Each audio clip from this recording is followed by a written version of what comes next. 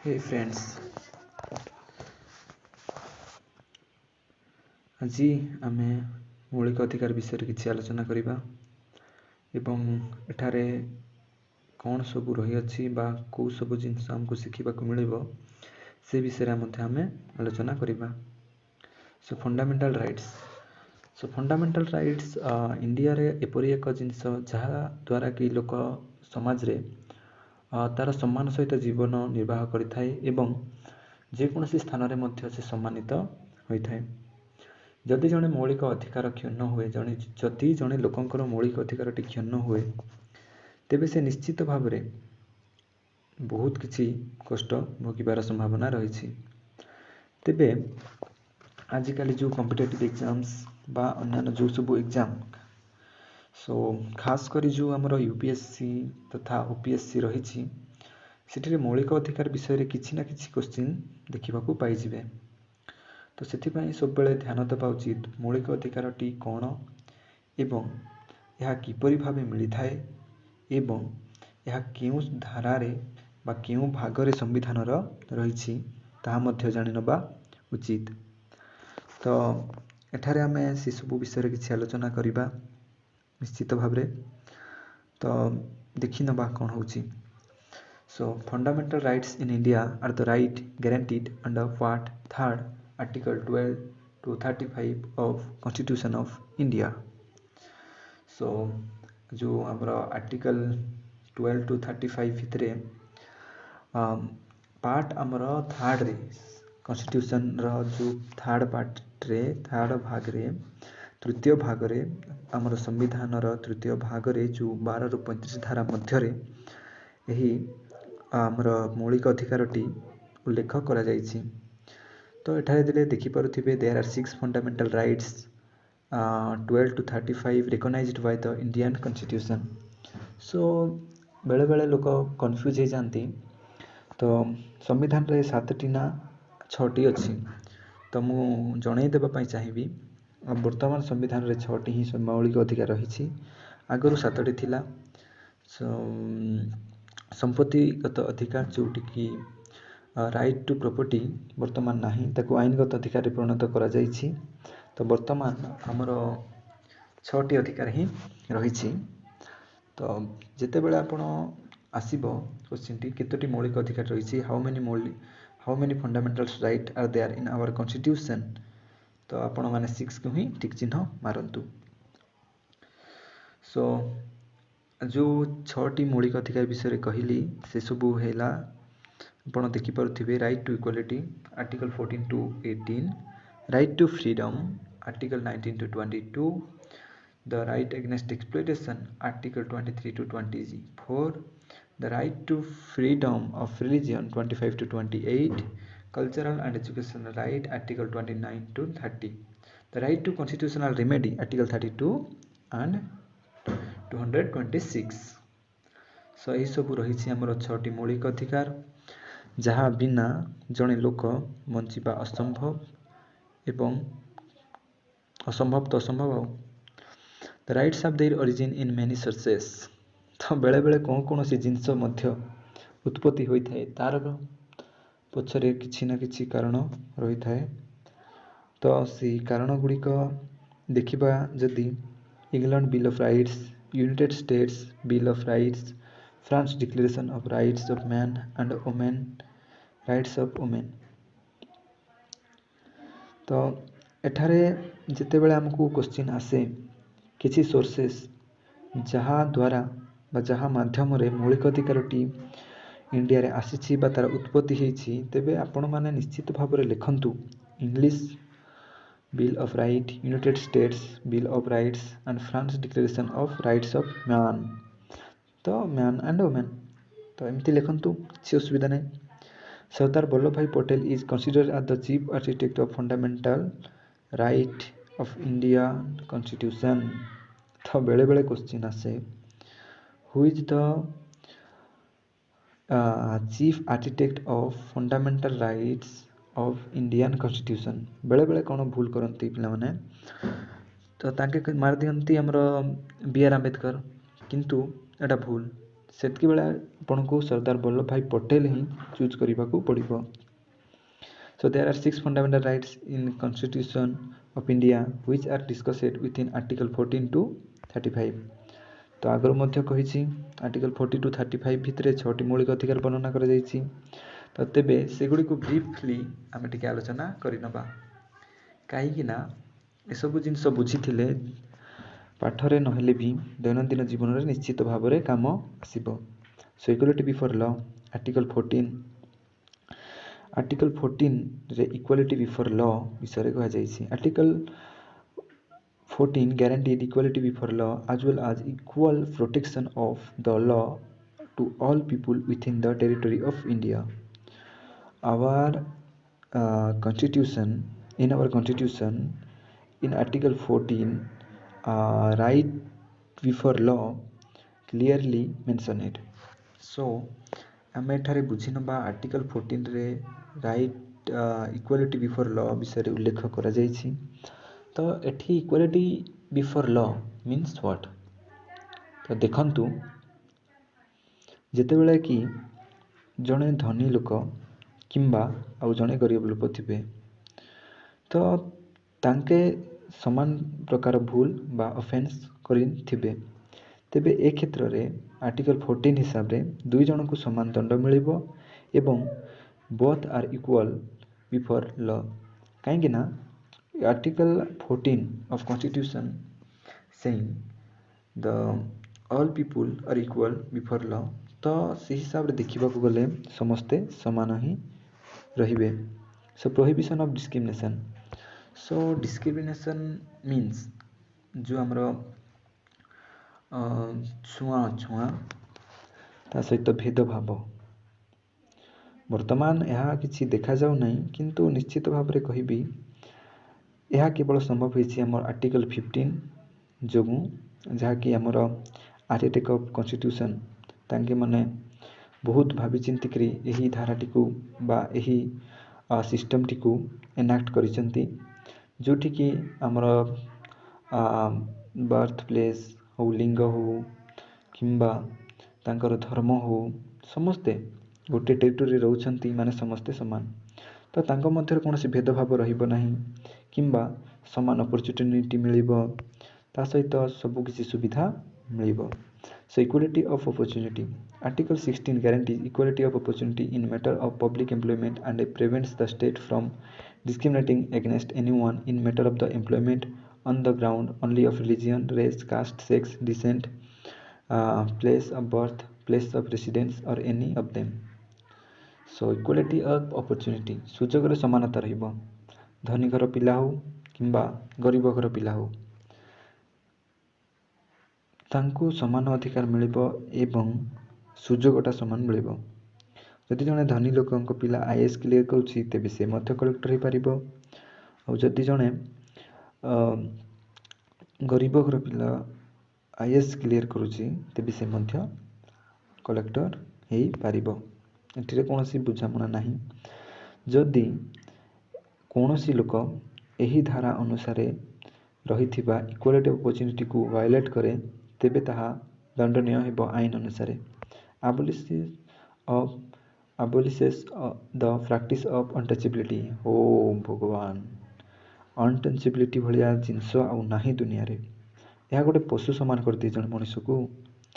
କାହିଁକିନା ଅନଟଚେବିଲିଟି, କାହାକୁ ଛୁଇଁବେ ନାହିଁ କିମ୍ବା ସେ ଲୋକ ଯଦି ସେ ଜାଗାକୁ ଯାଉଛି ସେ ଜାଗାକୁ ଯିବେ ନାହିଁ। ସତ କଥା କହିବାକୁ ଗଲେ ଏତେ ଦୁର୍ବିସହ ଜୀବନଟା ବହୁତ କଷ୍ଟ। କିନ୍ତୁ ଆର୍ଟିକଲ 70 କହୁଛି ଏହାକୁ ଆମେ ପୁରାପୁରି ଭାବେ ବନ୍ଦ କରିବା, ପୁରା ନଷ୍ଟ କରିଦେବା, ଏବଂ ଯାହାକି ବର୍ତ୍ତମାନ ପରିସ୍ଥିତିରେ କିଛି ପରିମାଣରେ ସମ୍ଭବ ହୋଇପାରିଛି। ପ୍ରୋହିବିଟ୍ସ ଦ ଷ୍ଟେଟ୍ ଫ୍ରମ୍ କନଫରିଂ ଏନି ଟାଇଟଲ୍ସ। ଷ୍ଟେଟ୍କୁ ମନା କରାଯାଇଛି କୌଣସି ପ୍ରକାର ଯେଉଁ ଟାଇଟଲ୍ସ ନେବା ପାଇଁ, କୌଣସି ପ୍ରକାର ପଦ ନେବା ପାଇଁ, କିନ୍ତୁ ମିଲିଟାରୀ ଓ ଏକାଡେମିକ ତରଫରୁ ଏହା ନିଆଯାଇପାରିବ। ନାଗରିକମାନଙ୍କୁ ମଧ୍ୟ ମନା କରାଯାଇଛି, ଯେମିତିକି ଫରେନ୍ କଣ୍ଟ୍ରିରୁ ତାଙ୍କୁ କୌଣସି ପଦ ନେବେ ନାହିଁ, କୌଣସି ପ୍ରକାର ଉପାଧି ଗ୍ରହଣ କରିବେ ନାହିଁ। ତ ସେହିପରି ଭାବେ ରହିଛି। ରାଇଟ୍ ଟୁ ଫ୍ରିଡମ୍ 19 to 22ରେ ରହିଛି। So in Article 19, Indian Constitution written about 6 freedom which are only applicable for Indian and the foreigner cannot use this. तो जो 6 आमर फ्रीडम टी रही फ्रीडम जो 6टा फ्रीडम रही 19 आर्टिकल 19 रे क्लियर भाव में मेंशन करा जिते बड़े आपण मानू अबाउट 6 फ्रीडम्स विषय पचरा तेबे आपण 19 को ही चूज करंतु जहाद्वारा आपण आंसर टी ठीक हम। तो आर्टिकल 19 रे जो 6टी फ्रीडम अच्छी जहाँ बहुत महत्वपूर्ण जड़े नागरिक तो से सब कौन देखी ना freedom of speech and expression, freedom of assembly without arm, freedom of movement, freedom of reside settle in any part of India, freedom of association, freedom of practice any profession. So freedom of speech and expression से तांकर freedom रहिबो से जहाँ भी कहि परिबे तांको मन कथा एक्सप्रेस करि परिबे जेते लोकंको आगरे जेते बड़ लोक होना काहेकि जदि मनरे किछि भल जिनिस अछि भल आइडिया अछि तेबे एक्सप्रेस करिबार तांकर अधिकारटा रही अछि। तो freedom of assembly without arm बिना आर्म रे बिना हथियार रे तांके असेंबली हेई परिबे किंबा तांके गोटे दल हेई परिबे एथिरे कोनोसी प्रकार रिस्ट्रिक्शन नाही बा रहिबा कथा मध्य नुह। Freedom of movement, freedom of movement means यही अधिकार हिसाब रे जड़े लोक इंडिया टेरिटोरी भितर जेकोसी जगह को जाई परिबो निर्विघ्न रे विदाउट रिस्ट्रिक्शन रे he can go anywhere he can go. तो कौनसी प्रकार बाधा ताकू दिया जाई परिबो नहीं। Freedom of reside settle in any part of India यह कहूँ इंडियार जेकोसी कोण रे हो जेकोसी जगार हो जड़े इंडियन हिसाब से बास करि परिबो ता सहित सेठारे सेटल हो पारिबो एथिरे मध्य कोनोसी रिस्ट्रिक्शन नाही। फ्रीडम ऑफ एसोसिएशन आराम रे निजर गोटे दल गठन करि परिबो गोटे दल रे से रही पारिबो एसोसिएट ही रहिबे शांति श्रृंखला रक्षा करिकी। Freedom of practice any profession जेकोसी प्रोफेशन जेकोसी जीविका से प्रैक्टिस करिबो बा करि पारिबो यही धारा अनुसार। आर्टिकल 20 प्रोटेक्ट और रिस्पेक्ट ऑफ कन्विक्शन ऑफेंस ये धारा अनुसार जड़े लोक को कौनसी प्रकार रे भी कन्विक्ट करा जीव नाही उचित प्रमाण न मिलवा जाए तांको दोषी बोली मध्य माने हबो नाही। Article 21 protection of life and personal liberty यही जगह रही हमर protection of life and personal liberty. Article 21 अनुसार आमर लाइफ आउ पर्सनल लिबर्टी निश्चित भाव में ध्यान रखा जिवो। आर्टिकल 21 अनुसार कौनसी लोकर पर्सनल लाइफ एवं पर्सनल लिबर्टी पर कौनसी हस्तक्षेप करा जाई पारिबो नाही। जदि तांको भीतर किए हस्तक्षेप करे बा क्षुण्ण हुए तेबे से निश्चित भाव में सुप्रीम कोर्ट किंबा हाई कोर्ट को जाइकरी आवेदन करि परिबे आउ बिना कौनसी प्रकार बाधारे ताके जीवन जापन करि परिबे। So article 21 right to education 21 A अनुसार राइट टू एजुकेशन रही प्रत्येक लोकंकर पढ़िबार अधिकार रही नॉलेज आक्यूर करिबार अधिकार रही एथिरे मध्य कौनसी लोक बाधा दे पारिबे नाही। आर्टिकल 22 मन रखंतु protection against arrest and detention कौनसी लोक को दुई थर गोटे भूल पाई अरेस्ट करा जीव नाही किंबा बिना दोष रे काहाकू अरेस्ट करि पारिबे नाही जेते बड़ कर्मचारी हे थाउ ना काहेकि जदि तांकू डिटेंशन रखा जीव तेबे निकटस्थ मजिस्ट्रेट ऑफिस रे तांकू 24 घंटा मध्य 24 आवर मध्य तांकू सेठारे उपस्थित करने को पड़िबो। तेबे एटा मन रखंतु यह निश्चित भाव में जितेबाला आपणक सहित मध्य एही घटनाटी घटिबो तेबे एही धारा अनुसार आपणको तांके अरेस्ट करि परिबे नाही आपणक बिना भूल रे। राइट एगेंस्ट एक्सप्लॉयटेशन सो राइट एगेंस्ट एक्सप्लॉयटेशन जो एक्सप्लॉयटेशन विरोध रे right Etah prohibit of human trafficking and force labour human trafficking अर्थात कौनसी लोक कौनसी काम करबा पई अटकाई पारिबे नाही किंबा तांकू बलपूर्वक कौनसी ना कौनसी काम करई पारिबे नाही। अर्थात यही धारा अनुसार जड़े लोक को पशु भाव में व्यवहार करि पारिबे नाही। प्रोहिबिट्स ऑफ चाइल्ड लेबर 14 वर्ष रु कम बयसर पिला माननकू कौनसी प्रकार माइंस किंबा फैक्ट्री रे नियुक्त करा जीव नाही यदि करा जाए आर्टिकल 24 अनुसार तांके दंडनीय। राइट और फ्रीडम ऑफ रिलीजन उपर किछि राइट्स जहाँकि मौलिक अधिकार रूप में आमको दि जाइए। Article 25 freedom of conscience practice and propagation. Article 25 अनुसार फ्रीडम रही अछि निज धर्म को कन्साइंस करिपारिबे, प्रैक्टिस करिपारिबे एवं प्रोपेगेशन बा प्रचार मध्य करिपारिबे। एथिरे कौनसी प्रकार बाधा नाही किंबा किए बाधा मध्य दे पारिबे नाही। Article 26 freedom to manage religious affair. तांको जो रिलीजियस अफेयरटा रही प्रक्रियाटा रही ताके manage करिपारिबे।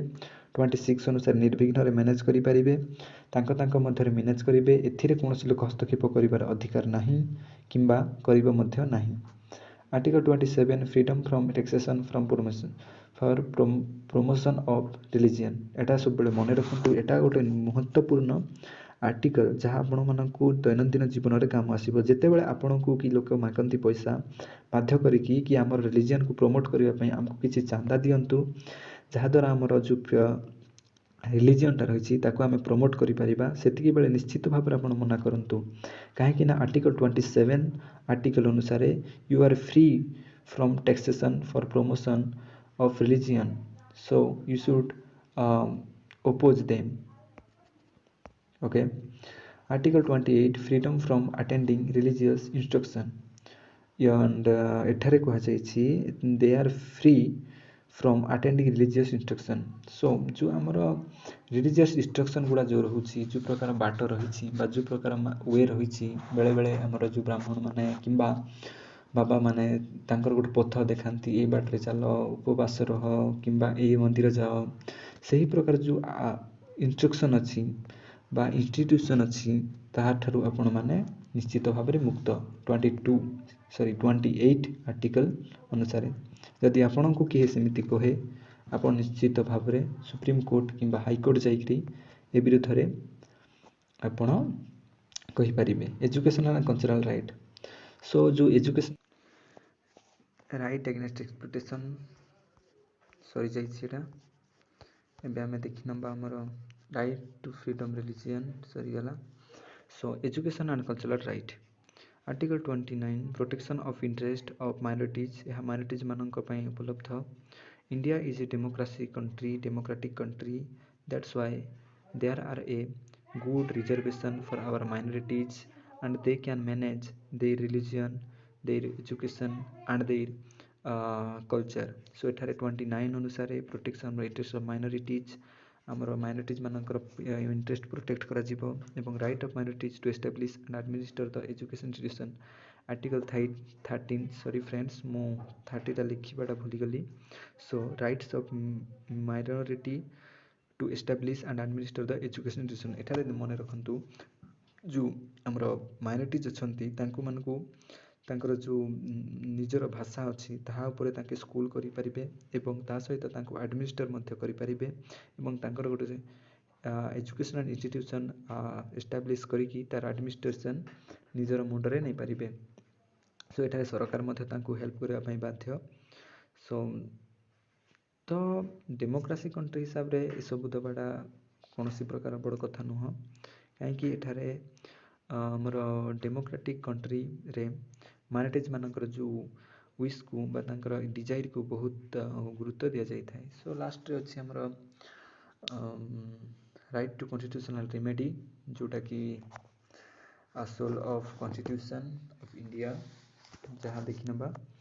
So right to constitutional remedy 32 यही धारा अनुसार, यही धारा बिना टोटाली जो 6टी मौलिक अधिकारटा अकामी, कहीं जिते बड़े जड़े लोकंर फंडामेंटल राइट्स वायलेट हुए से आमर जो सुप्रीम कोर्ट कि हाईकोर्टर आश्रय नहीं थाए केवल यही धारा अनुसार, केवल 32 अनुसार ही से तार जो ये तार मौलिक अधिकार बा फंडामेंटल राइट्स को बंचे थाए।